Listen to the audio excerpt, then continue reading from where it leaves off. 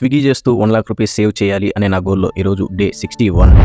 Last వీడియోలో ఒక bro అడిగాడు అసలు ఒక ఆర్డర్‌కి ఎంత అమౌంట్ వస్తుంది? ఎన్ని కిలోమీటర్స్ వెళ్ళాలని?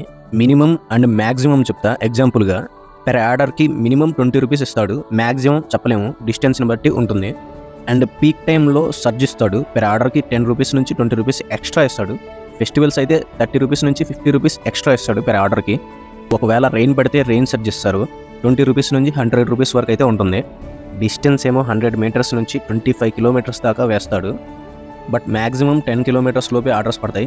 25 కిలోమీటర్స్ అనేది చాలా రేర్ అనమాట. నాకు డైలీ మినిమం గ్యారంటీ ఉంటుంది. సో నేను ఆర్డర్ ఎర్నింగ్స్ కానీ సర్జెస్ కానీ ఇవేమీ పట్టించుకోను.